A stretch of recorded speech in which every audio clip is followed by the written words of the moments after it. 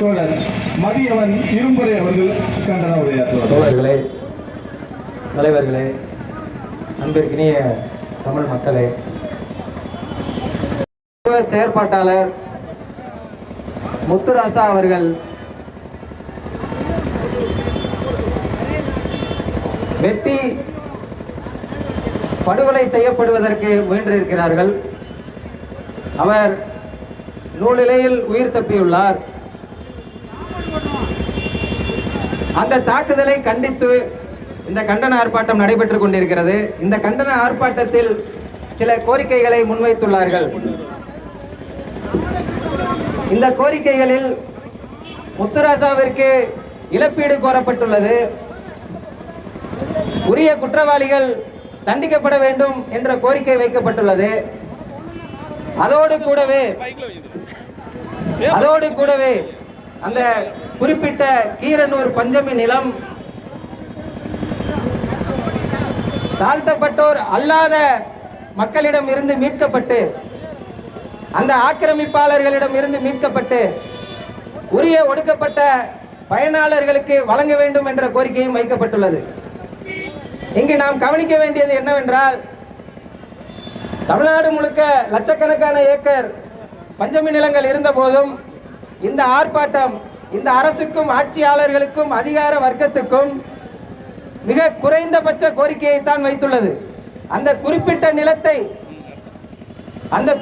நிலத்தை உரிய பயனாளர்களுக்கு வழங்க வேண்டும் என்றுதான் கேட்கிறது. அனைத்து பஞ்சமி நிலமும், தமிழ்நாட்டில் உள்ள அனைத்து பஞ்சமி நிலமும் தாழ்த்தப்பட்ட மக்களுக்கு பிரித்தளிக்கப்பட வேண்டும் என்பது எங்கள் கோரிக்கையாக இருந்த போதும் இந்த ஆர்ப்பாட்டம் அந்த குறிப்பிட்ட பஞ்சமி நிலத்தை தான் கோருகிறது. இந்த பஞ்சமி நிலம் கூட ஆட்சியாளர்கள், அதிகாரிகள் தங்களுடைய வேலையை செவ்வனே செய்து அதை கொடுக்க வேண்டும் என்று நாங்கள் கேட்கவில்லை. பஞ்சமி நிலத்தை மீட்டு பஞ்சமர்களுக்கு கொடுப்பதற்கு இந்த அரசுக்கு வக்கில்லை, வகையில்லை என்பது எங்களுக்கு தெரிகிறது. அப்படி தெரிந்ததால் தான் முத்துராசா போன்ற தீரமிகு தோழர்கள் களத்தில் இறங்கி அந்த நிலத்தை கண்டுபிடிக்கிறார்கள்.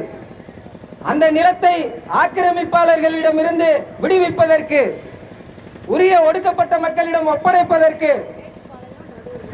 அதிகாரிகள் செய்யாத வேலையை, ஆட்சியாளர்கள் செய்யாத வேலையை, சட்டம் செய்யாத வேலையை இதே அதிகார வர்க்கத்திற்கு எதிராக நின்று, இதே அதிகார வர்க்கத்தின் தடைகளை மீறி அவர்கள் தங்களுடைய உயிரை பணயம் வைத்து களத்தில் நின்று அந்த நிலத்தை கண்டடைந்துள்ளார்கள்.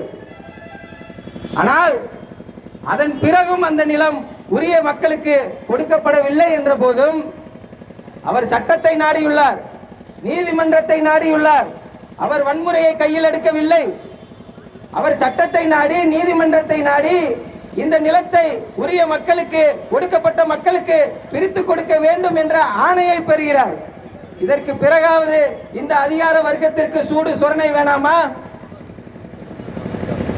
உங்களுக்கு அதிகாரம் எதற்கு இருக்கிறது?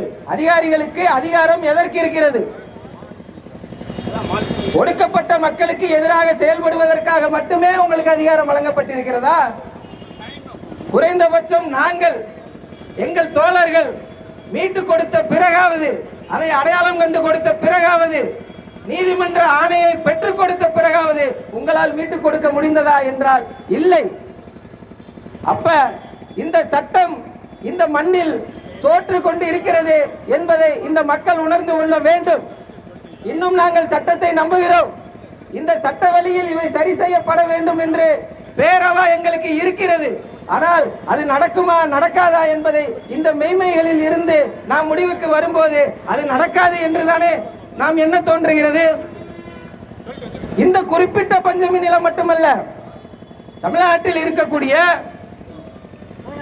மெட்ராஸ் பிரசிடென்சி காலத்தில், வெள்ளையர்கள் காலத்தில் வழங்கப்பட்ட அந்த 12 லட்சம் ஏக்கர் நிலமும் கூட இன்று தமிழ்நாட்டில் மாநில பிரிவினைக்கு பிறகு, மொழிவழி மாநில பிரிவினைக்கு பிறகு அது ஒரு 8 லட்சம் 9 லட்சம் இருக்கலாம்னு வச்சுக்குவோம். இப்ப கூட இதை அரசு முறையாக கணக்கெடுத்து கண்டடையவில்லை என்பது நம் முன்னே இருக்கக்கூடிய பட்டவர்த்தனமான, நாம் வெட்கப்படக்கூடிய ஒரு மெய்மை.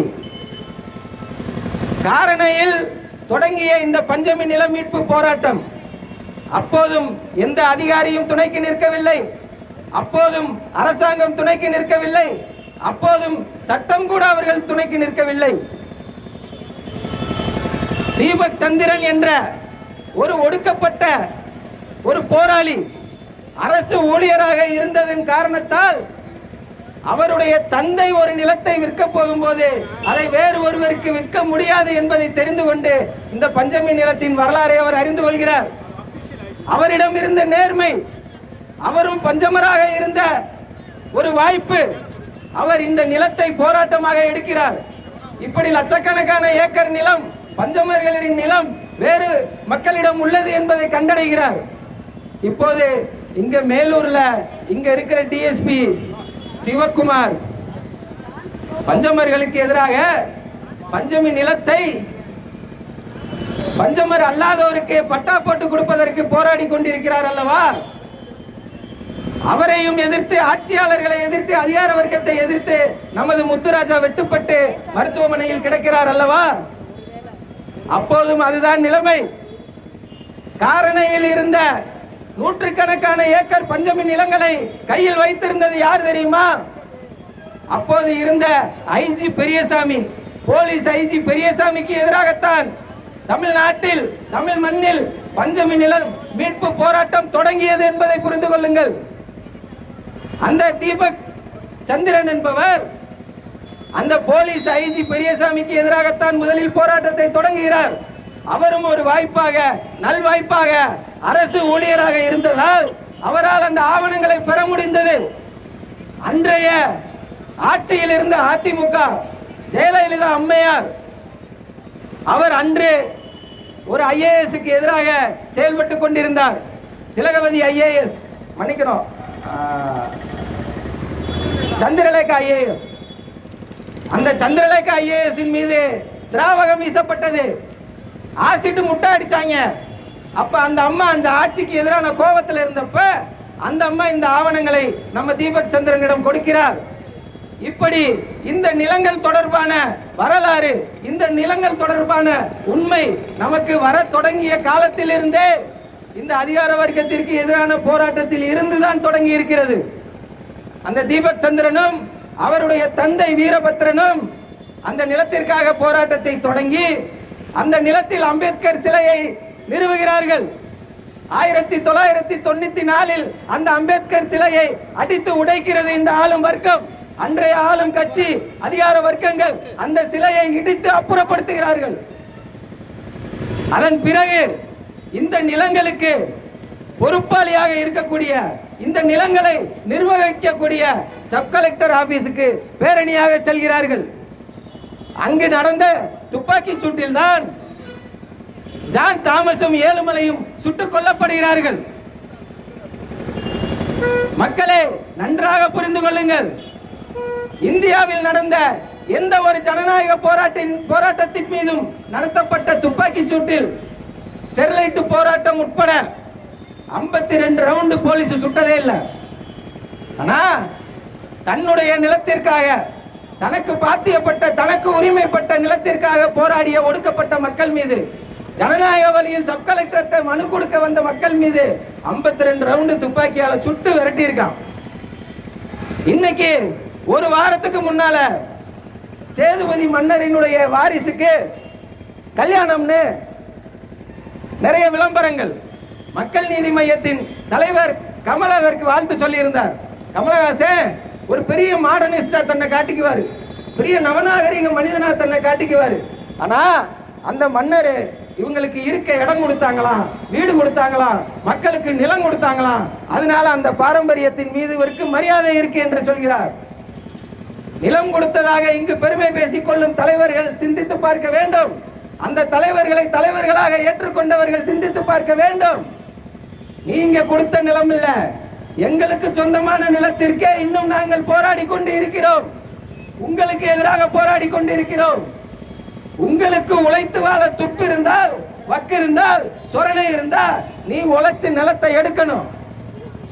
காடை வெட்டி கழனி ஆக்கிற கணக்குல காட்டை கொத்தி அதன் பிறகுதான் தனக்கான நிலத்தை இதுதான் என்று பஞ்சமி நிலத்தை பிரிட்டிஷாரிடம் கூட என் மக்கள் பெற்று இருக்கிறார்கள். ஏதோ போன போக்குல அப்படின்னு கொடுத்தரல. திரமன்கீர் என்பவர் எழுதிய அறிக்கையில் அவர் சொல்கிறார், இங்கு இருக்கும் பஞ்சமர்கள் நிலமற்றவர்களாக இருக்கிறார்கள். அது மட்டும் முக்கியமில்ல. அந்த அறிக்கையில இவங்க ஏதோ ஒரு காட்டுல போய் தனக்கு தேவையான தானியங்களை பயிரிடுகிறார்கள். அது மகசூல் கொடுக்கிற நிலையில ஆதிக்க சாதிகள் வந்து பறித்துக் கொள்கிறார்கள் என்று அறிக்கை கொடுக்கிறார். அந்த அறிக்கையில் இதுவும் ஒன்று. பஞ்சமர்கள் கூரையில் படர்ந்திருக்கிற வெள்ளரிக்காயை திருடி செல்கிறார்கள் என்று அறிக்கை கொடுத்திருக்கிறார். அன்னைக்கு இருந்ததுதான் இன்னைக்கு நிலவரம்.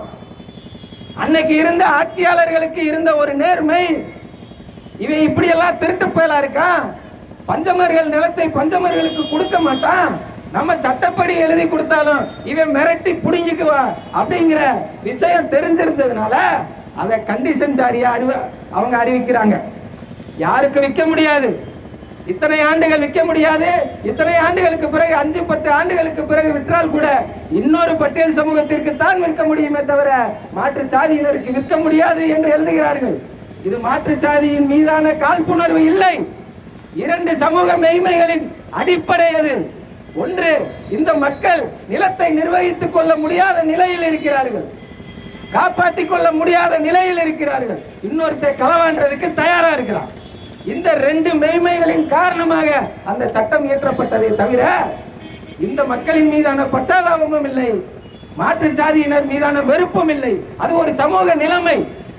அந்த சமூக நிலைமைக்கு பொருத்தமான ஒரு சட்டம் அது. 93 வரைக்கும் கொடுத்தாங்க, மன்னிக்கணும் 35 வரைக்கும் கொடுத்தாங்க. 1892 கொடுக்கப்பட்ட அந்த பஞ்சமர் நிலங்கள் 1935 வரை கொடுக்கப்பட்டது. அம்பேத்கர் இருந்தாரு, பெரியார் இருந்தாரு, பெரியார் இயக்கங்கள் இருந்துச்சு. 94ல சுடுபடும் போதும் நம்ம எல்லாரும் இருந்தோம். ஆனால் அந்த மக்கள் கையை ஊண்டி கர்ணம் பாஞ்சு உயிர் பலி கொடுத்து நின்னுட்டான்.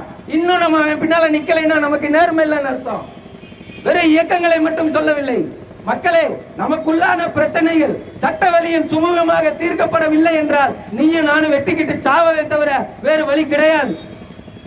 ஆகையால் சட்ட வழியில் எங்களுக்கு பாத்தியப்பட்ட, சட்ட வழியில் ஒடுக்கப்பட்ட மக்களுக்கு பாத்தியப்பட்ட உரிமையை தான் கேட்கிறோம். அதில் சட்ட சிக்கல் இருக்கும் என்றால் அதை அரசாங்கம் தீர்க்க வேண்டும். அதற்கு நீங்களும் போராட்டம் நடத்துங்கள், நாங்களும் நடத்துகிறோம். ஆக இந்த பஞ்சமர் நிலங்கள் தமிழ்நாடு முழுக்க மீட்கப்பட்டு விடும் என்ற மனப்பாலில் அரசாங்கத்திடம் முறையீடு வைக்கவில்லை. நாங்கள் உயிரை கொடுத்து விட்டோம், உயிரை கொடுக்க துணிந்து விட்டோம். அப்படி ஒரு முத்துராஜா உயிருக்கு போராடி கொண்டிருக்கும் நிலையில் அவை செஞ்ச வேலையை சட்டம், நீதிமன்ற ஆணைய நிறைவேற்றுங்கடா வக்கத்தவங்களான்னு மட்டும்தான் கேட்கிறோம். ஆக இந்த போராட்டங்கள் வழியாக ஆயிரக்கணக்கான முத்துராஜாக்கள் முளைத்து சட்டத்தை நிறைவேற்றுவதற்கு பதிலாக சட்டத்தை தன் கையில் எடுக்கும் நிலைக்கு அதிகார வர்க்கங்கள் தள்ளிவிடாதீர்கள். என் அருமை தமிழ் மக்களே, இந்தியாவின் மத்திய வடக்கில் வடகிழக்கு பகுதியில் மாவோவிய வேட்டை என்ற பெயரில் பழங்குடி மக்கள் கொத்து கொத்தாக கொல்லப்பட்டார்கள். மார்ச் மாசத்துக்குள்ள நாங்க முழுசா முடிச்சிருவோன்னு அமித்ஷா திமிர அறிவிச்சாரு. எதற்காக? அவர்கள் வாழ்ந்து வந்த, அவர்களின் வாழ்வாதாரமாக இருக்கக்கூடிய நிலங்களை, மலைகளை கார்ப்பரேட்டுகளுக்கு விடுவதற்கு அரசு குறுக்கே நின்று துப்பாக்கியை வச்சு மக்களை சுட்டு அவர்களிடம் வழங்குகிறது. ஆக இன்றைய சூழ்நிலையில் இங்கு அப்படி ஒரு சூழல் இல்லை. ஆனால் சட்ட வழியில் பாத்தியப்பட்ட நிலத்தை அவர் சட்ட முறையீடு சென்று நீதி, இதுவரை பஞ்சமி நிலம் தொடர்பான எந்த நீதிமன்ற ஆணையும் பஞ்சமர்களுக்கு எதிராக இல்லை. இது எப்படி ஒரு நல்ல விஷயமோ அதற்கு நேரிடையான கெட்ட விஷயமாக இந்த ஆட்சியாளர்களின் லட்சணம் இருக்கிறது. மக்கள் சட்டத்தை மீறி சட்டத்தை தன் கையில் எடுத்து வன்முறை வழியில் போராடுவதற்கு இந்த ஆட்சியாளர்கள் துணிகிறார்களா? உள்ளுக்குள்ளே ஒரு சிவில் வார் நடக்கணும்னு எதிர்பார்க்கிறாங்கன்னு முன்னாடி பேசுற குமரன் தோழர் சொன்ன மாதிரி தான் நீங்க நினைக்கிறீங்களா? அப்படி நடக்கக்கூடாது என்று நினைப்பவர்கள் நாங்கள். ஆகையால் உரிய வகையில் இந்த அதிகாரிகள் தலையிட்டு முத்துராஜாவிற்கு இழப்பீடும் அந்த நிலத்தை உரிய பயனாளர்களிடம் அளிக்க வேண்டும் என்று கேட்டு விடைபெறுகிறேன். நன்றி, வணக்கம்.